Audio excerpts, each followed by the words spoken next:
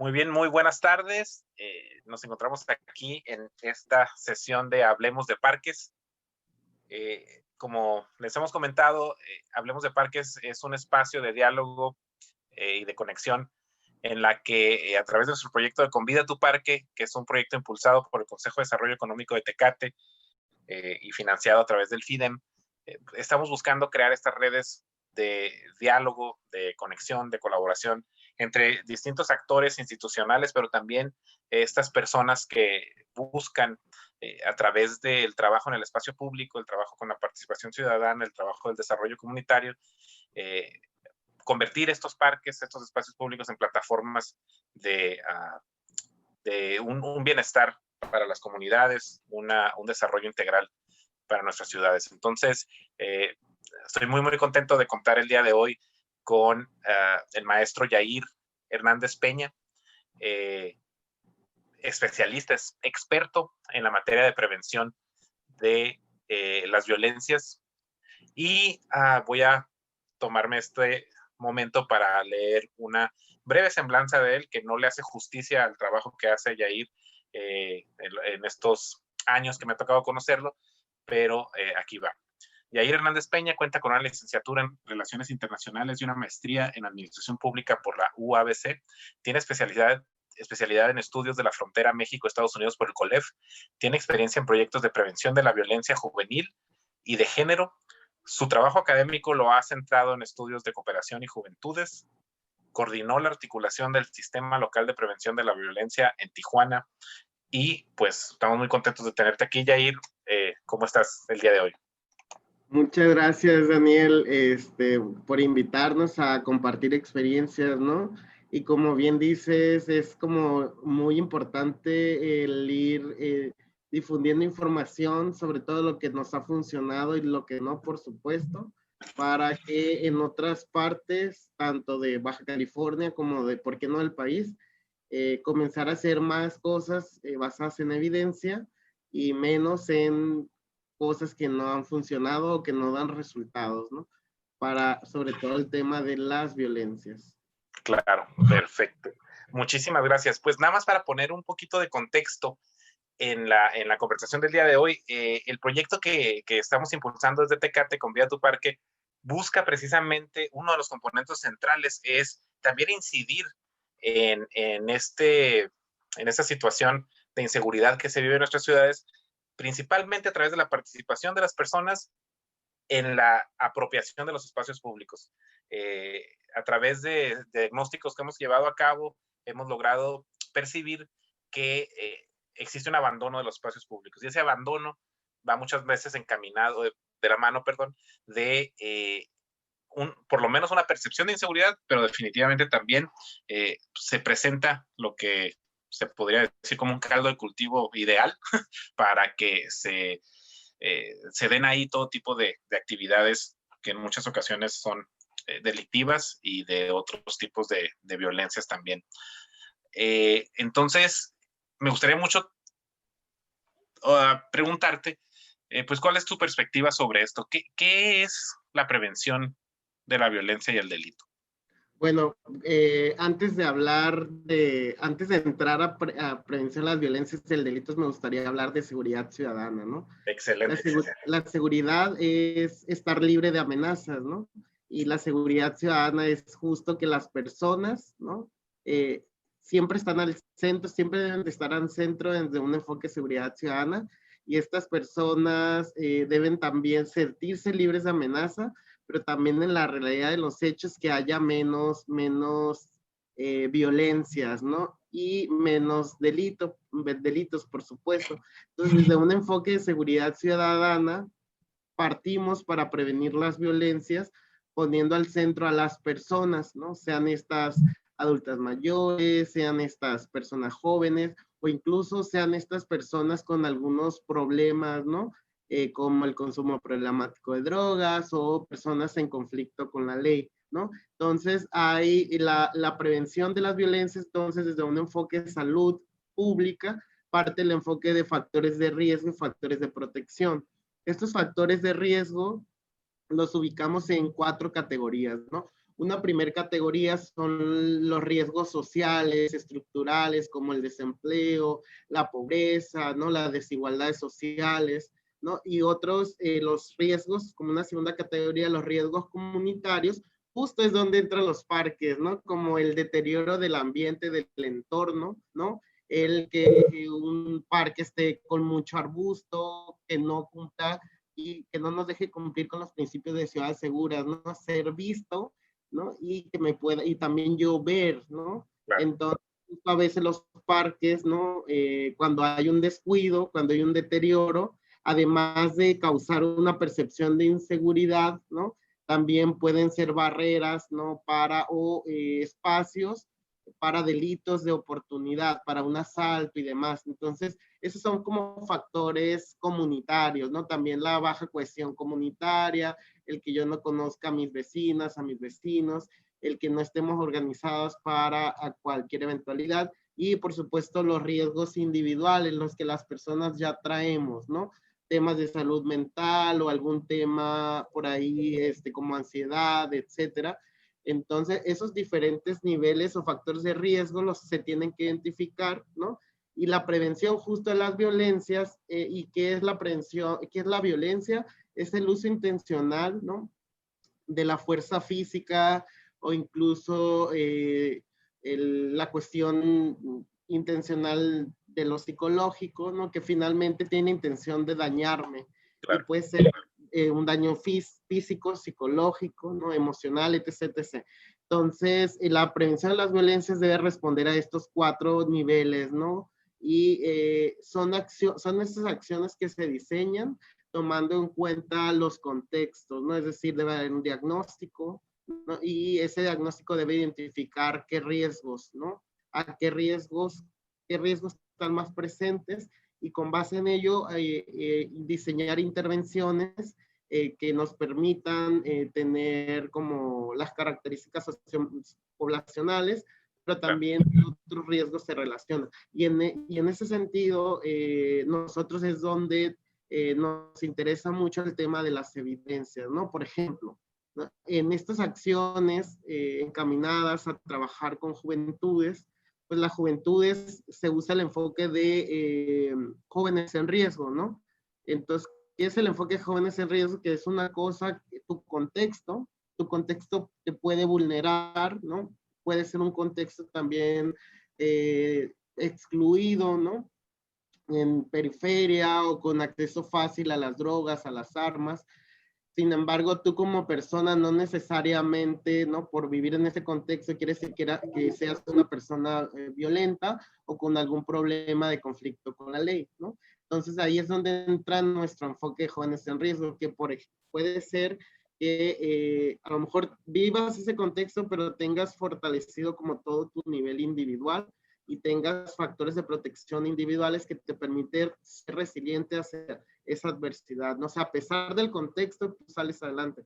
Pero hay jóvenes que no necesariamente, ¿no? Que además del contexto ya traen una cuestión también individual que potencializa, ¿no? Esos niveles de riesgo, por tanto, les hace caer en actos de violencia y o delincuencia.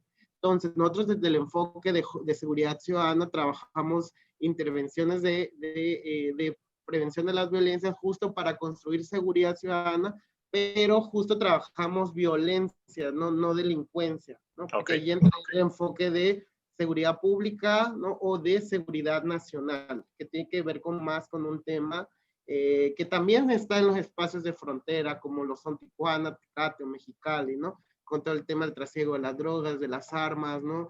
Entonces, en ese tema no nos enfocamos en las personas, ¿no?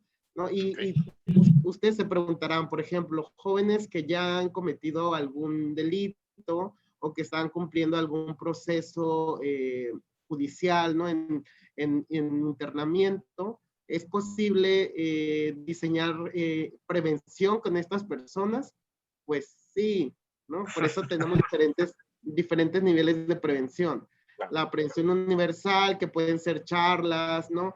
Puede ser eventos de cohesión social, pueden ser campañas, ¿no? O sea, eso es prevención universal. La prevención secundaria, que es ya más focalizada, ¿no? En grupos poblacionales, donde ya se detectan ciertos niveles de riesgos. Entonces ahí diseñamos intervenciones más focalizadas, y a la prevención indicado terciaria, ¿no? Que ahí sí, ¿no? Esa intervención está más indicada, o sea, esa receta es cuando nos duele la cabeza y está el medicamento, no es indicado ese medicamento, así es la prevención indicada. Por ejemplo, estos jóvenes en conflicto con la ley, evidentemente, pues habrá que también tener algún instrumento de medición para medir qué, ¿no? Qué riesgos trae y qué intervención, qué componentes debe de tener esa intervención. Si son terapéuticos, si son más de mejorar sus habilidades para la empleabilidad y la reinserción, etc, etc. Entonces, de eso hablamos cuando hablamos de prevención de las violencias. ¿Cómo la ves? Pues me parece genial, me parece excelente, porque pues creo que estamos en una coyuntura muy interesante hoy en día, donde lo ciudadano, lo participativo, lo colaborativo, se vuelven no nada más pues buenas intenciones, sino estamos empezando a ver que ese es el camino como para empezar a transformar ciertas realidades, ¿no? Y en ese sentido va mi siguiente pregunta, que tiene que ver con por qué son necesarios estos nuevos enfoques de prevención desde la seguridad ciudadana. Quiere decir que entonces no se están haciendo de esa manera. ¿Cómo están construidas desde el punto de vista institucional y también, por qué no, desde el punto de vista urbano, estas pues nuestras ciudades, nuestras instituciones, donde a lo mejor estos factores de riesgo y estos factores de protección pues no están incluidos en estas políticas públicas, en estos espacios físicos y en estas agendas, ¿no? de trabajo.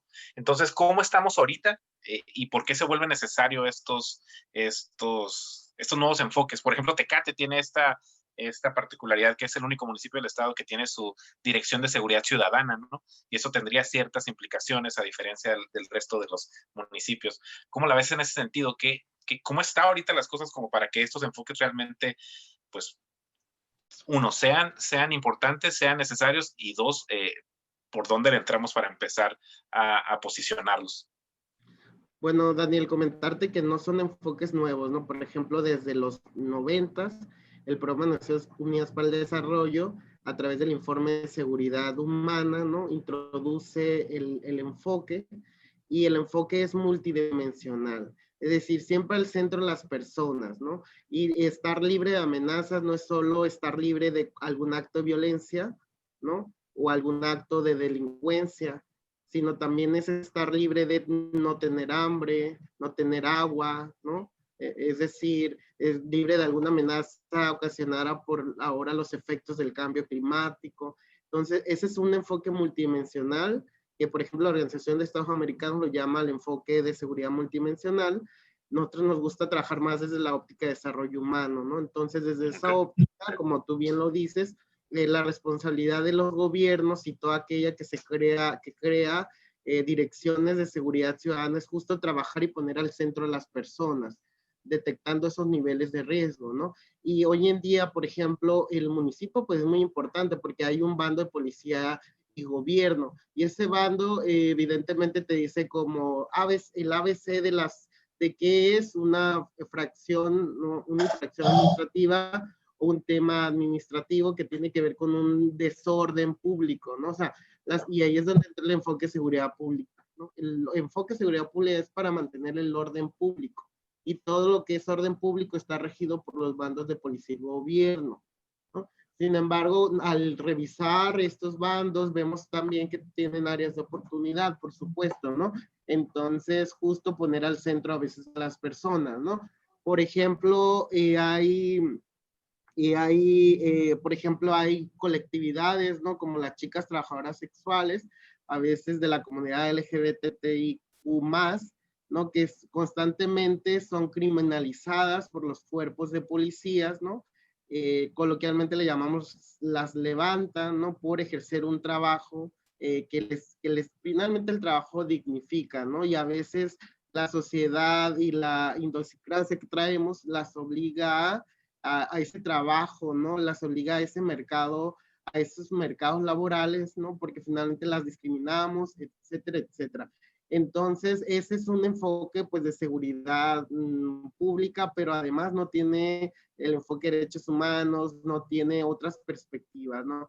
Entonces, de eso hablamos cuando hablamos también de la aportación de cara, ¿no? La aportación de cara se da muy recurrentes en nuestros cuerpos policiales, ¿no? O sea, si me ven vestido de cierta manera, a ciertas horas de la noche, entonces constantemente, por ejemplo, las juventudes adscritas a algunas identidades juveniles son levantadas por estos grupos, por estos cuerpos de policía, ¿no? Lo dice por ahí el reciente diagnóstico sobre detenciones arbitrarias que se hace para a nivel nacional, pero también hay un capítulo para Baja California, ¿no? Donde puedes leer, ¿no? Que se quejan estas juventudes que se incluyen dentro a veces de grupos excluidos, ¿no?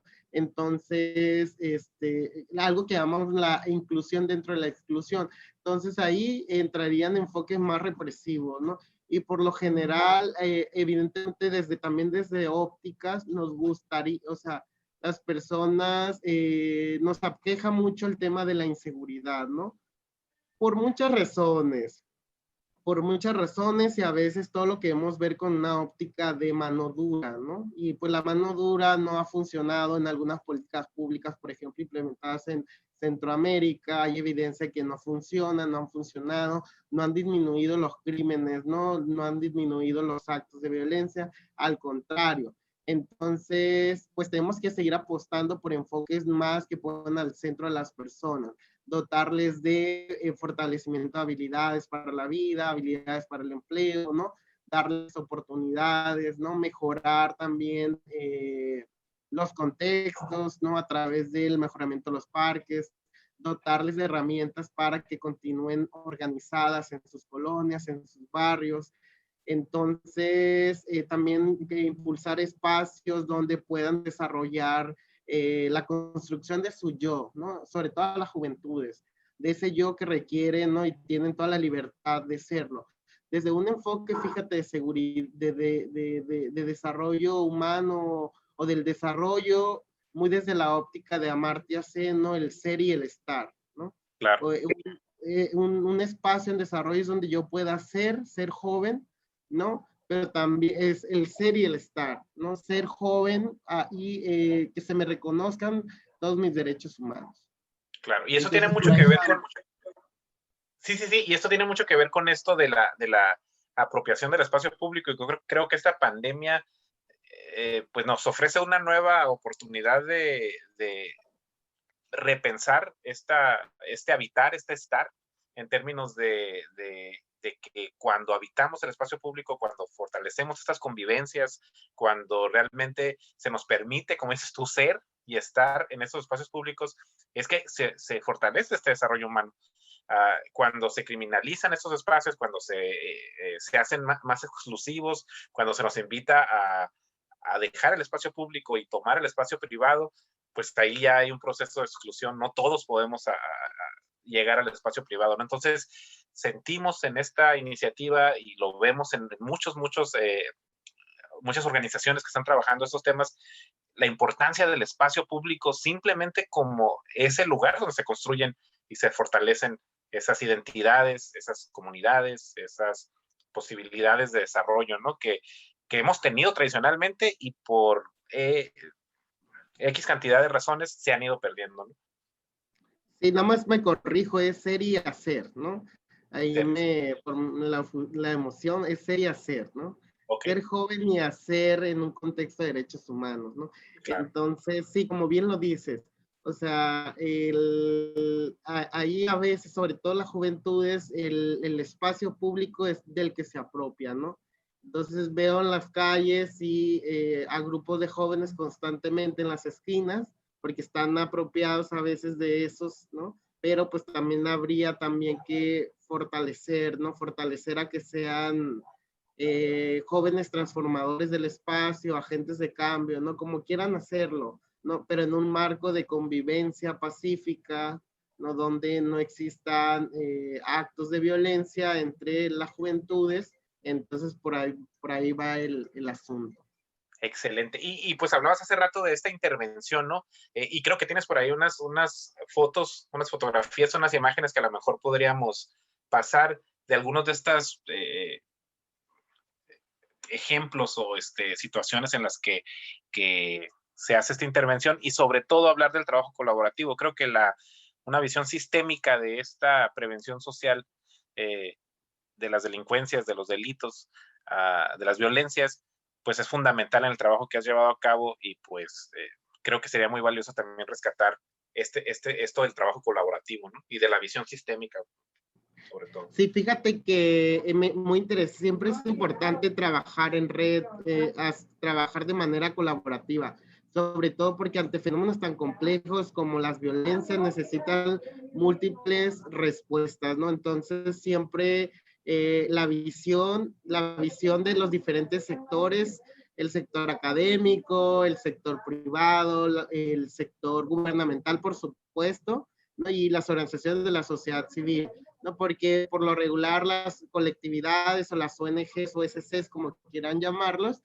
están siempre al tanto de lo que pasa en la realidad local, en los territorios, y en este sentido son los que a veces traen como más fácil, más de cerca lo que sucede. Entonces, las redes de colaboración son importantes porque ante problemas, como ya lo dijimos, complejos, se requieren soluciones complejas y soluciones con diferentes visiones. Entonces, lo que se ha hecho en Tijuana en estos últimos 3 años es tratar de impulsar acciones de manera colaborativas, ¿no? Y que respondan a problemas focalizados, ¿no? Por ejemplo, ahí ven una iniciativa de Rendi Chicas en alianza con el DIF municipal, con Tijuana Innovadora y con Casa de las Ideas en torno a una iniciativa que buscó, ¿no?, dotarles de herramientas a las mujeres de San Antonio de los Buenos, en particular de la subdelegación Salvatierra, les dotó de herramientas no solo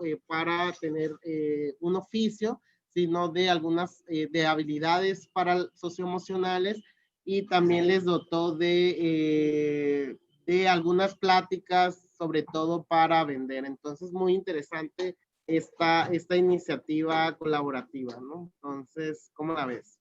No, y pues que demuestra que, como dices tú, cuando se suma, incluso entre sectores, con el sector gubernamental y con las empresas, la importancia de las empresas también, como decimos en el proyecto y lo tomamos de otra iniciativa, pues las empresas también son vecinas, ¿no? También son vecinas de estos espacios y la importancia de que se consideren parte de estos tejidos múltiples, ¿no? Tejido social, cultural, pero también en el espacio físico.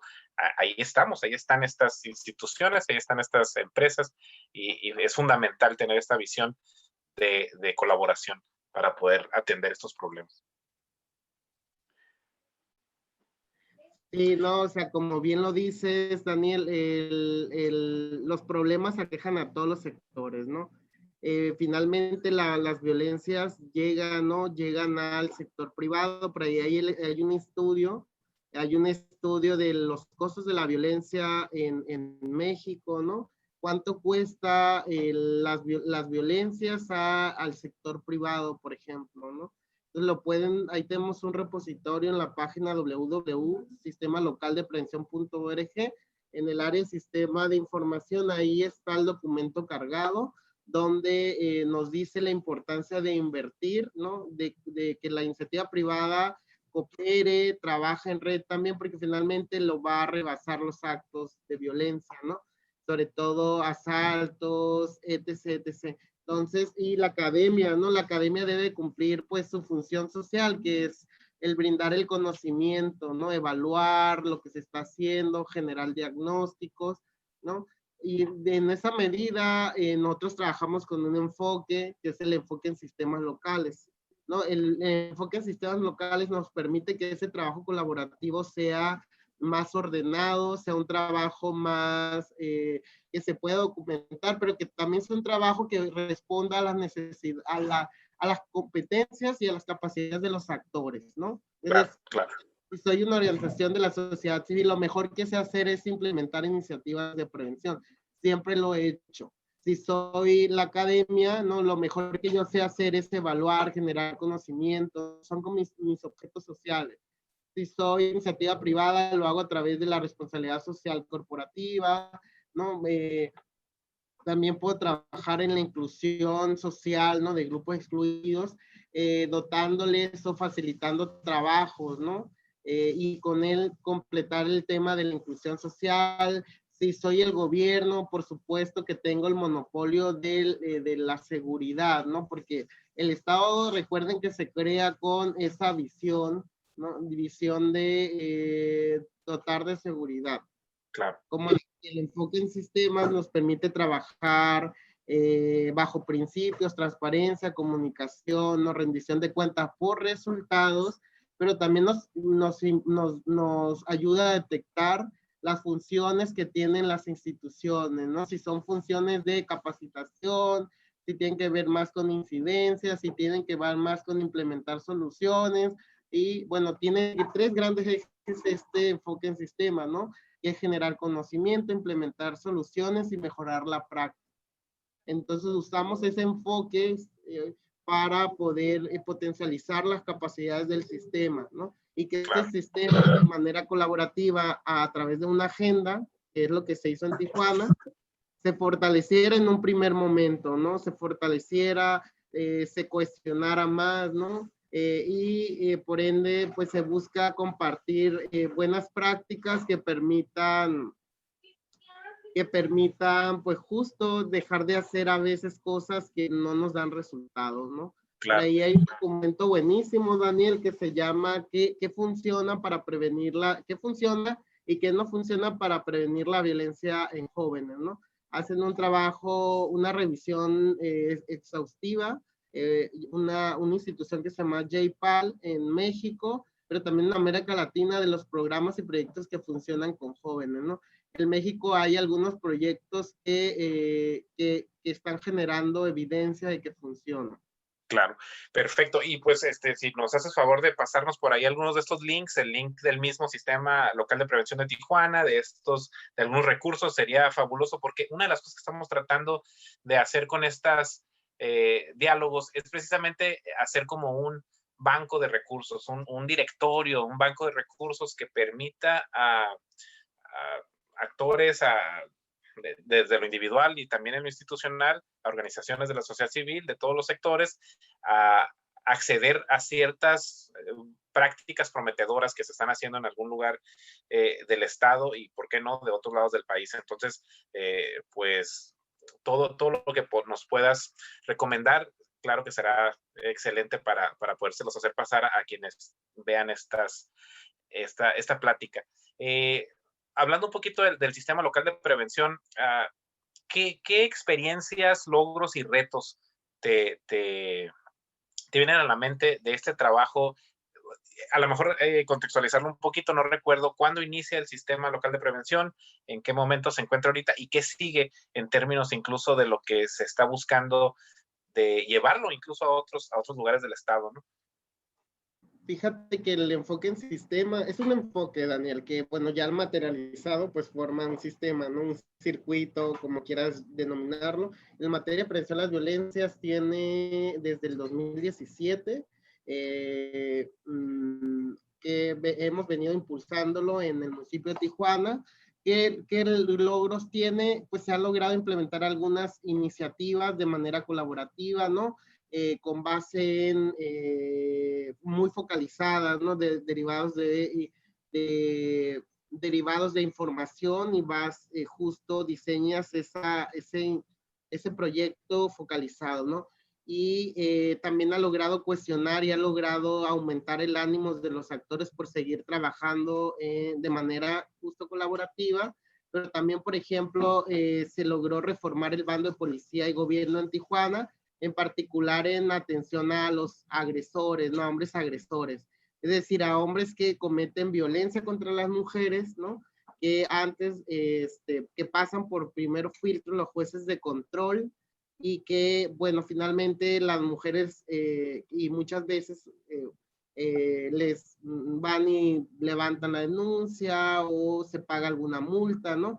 aunque la violencia de género hay que recordar que, bueno, se sigue de manera penal, ¿no? Porque hay una ley de acceso para las mujeres a una vida libre de violencia en Baja California, entonces, pero sin embargo hay otra porción por ahí que lo que busca es reeducar a agresores, ¿no? Es decir, que además, ¿no?, de alguna medida administrativa, también se les canaliza a estas personas a una medida de alguna terapia, ¿no?, que les permita fortalecer su salud mental, ¿no? Porque ¿no?, es uno de los ejemplos de los logros. También se han logrado como conjuntar recursos, ¿no?, que se contabilizaron por ahí. También se logró abrir uno de los fondos que fue el Fortaseg en 2019, ¿no?, hacia instituciones que trabajan directamente y tienen muchos años en la materia, ¿no? Entonces son como de los grandes logros que se han tenido, además de ir institucionalizando la red como un sistema, ¿no? Un sistema que es de buena fe y un sistema que finalmente lo que busca es trabajar por una Tijuana más ciudadana, ¿no? Más de seguridad ciudadana. Entonces, ¿qué retos tenemos? Por supuesto que los cambios de gobierno, ¿no? Por supuesto que es uno de los grandes retos porque pues constantemente cambian a la persona que participaba en la red, ¿no? Y también depende de los intereses, ¿no?, de quien dirige las dependencias, ¿no? Es el nivel también de compromiso que tiene.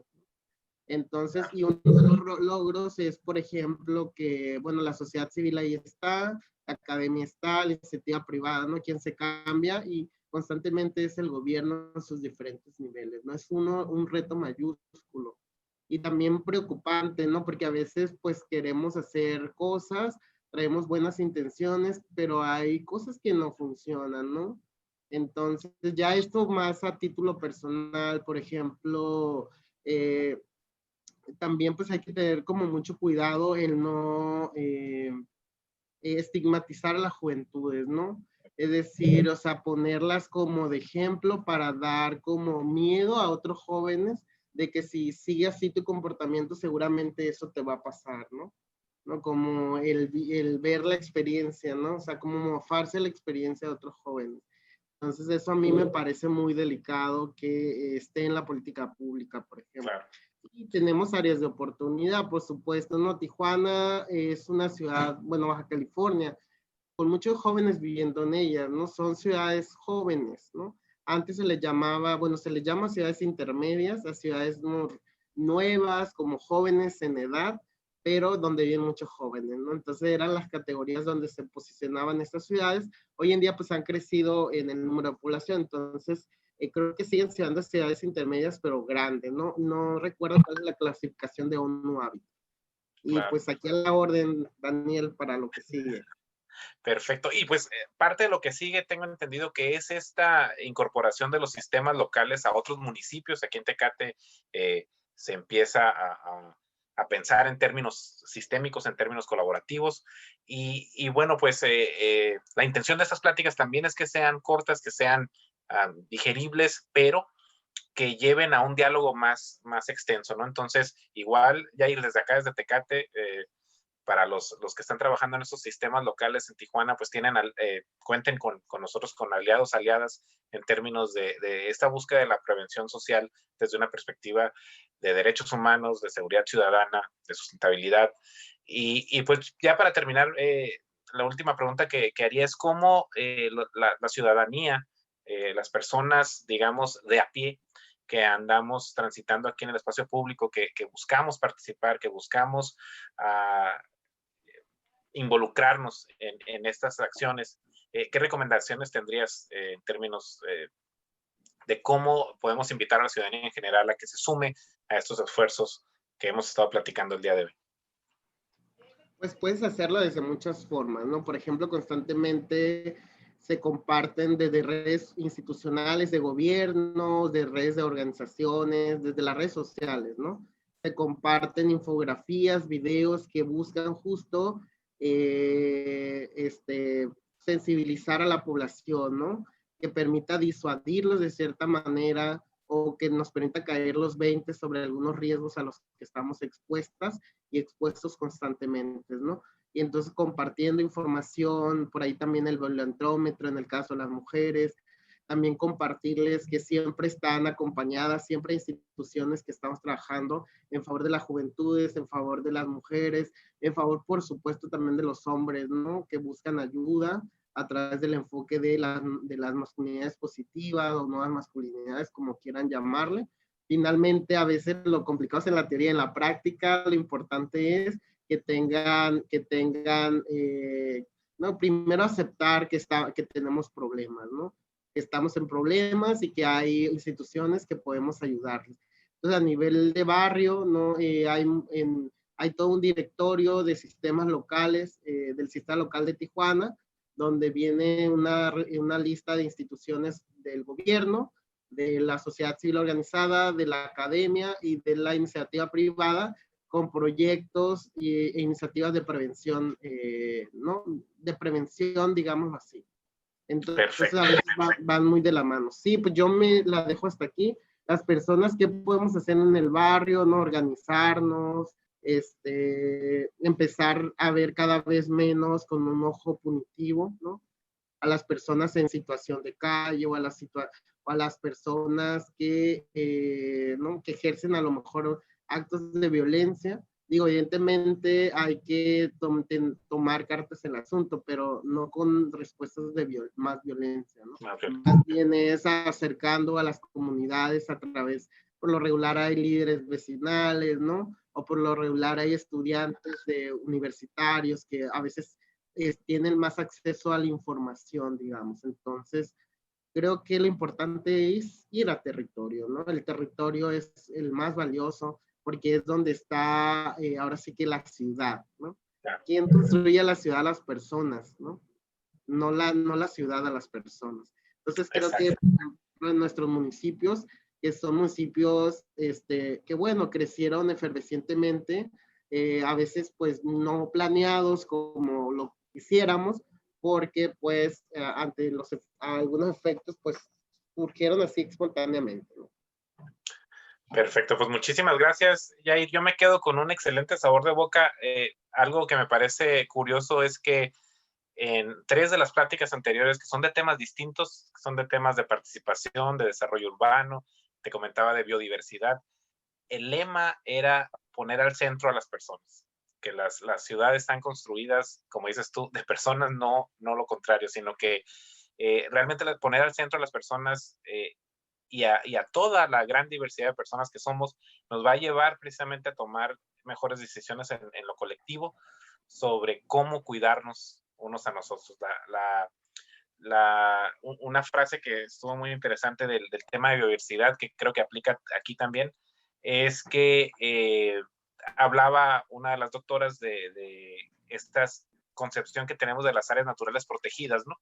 Y decía ella, pues realmente si empezamos a pensarlas en áreas naturales protectoras y todo lo que nos ofrecen, todo el bienestar que nos ofrecen estas áreas verdes, y de ahí se vino esta vinculación a ciudades cuidadoras, y de ahí se viene esta vinculación a realmente entendernos como la necesidad de poner al centro a las personas y olvidarnos. Claro, desde el enfoque de prevención, por supuesto que son factores de protección, esas áreas verdes, ¿no? Sociales y comunitarias, por supuesto. Entonces, fíjate, el enfoque de prevención puede estar en todo, Daniel, en el medio ambiente, en toda la cultura, ¿no? O sea, en todas partes, ¿no? En tema económico, el enfoque de prevención.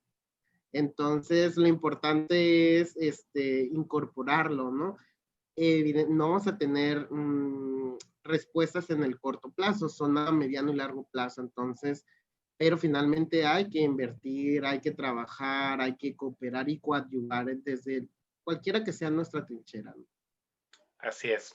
De nuevo, muchísimas gracias, Yair. Muy interesante la plática. Vamos a estar pasando por ahí los links que nos puedas proveer. Por ahí también para los vecinos, las vecinas que quieran integrarse a este tipo de esfuerzos de prevención. Les dejamos por ahí nuestro correo electrónico parquestecate@gmail.com. También estamos en las redes sociales, en Facebook. Y no sé si quieras comentar algún link, si gustas algún comercial antes de Pues mira, de aquí terminar. justo en pantalla se está viendo la página web del sistema, y así también nos encuentran en Facebook y en YouTube. Pronto vamos a lanzar la campaña de jóvenes mensajeros, pero ahora factores de protección. Algunos casos de cierta manera de éxito de jóvenes que han pasado por algunos de los proyectos de inserción o uno de los proyectos enfocados en jóvenes que existen en el sistema local de Tijuana, ¿no? Pues síganos, compartan lo que hacemos. Pronto vamos a tener un seminario sobre jóvenes y la prevención, ¿no? Entonces, pues ahí andamos. Muchas gracias por tu invitación y, como decimos, ¿no? Por una prevención que genere evidencia. Claro. Muchas gracias. Perfecto, muchísimas gracias. Gracias. Nos despedimos. Adiós.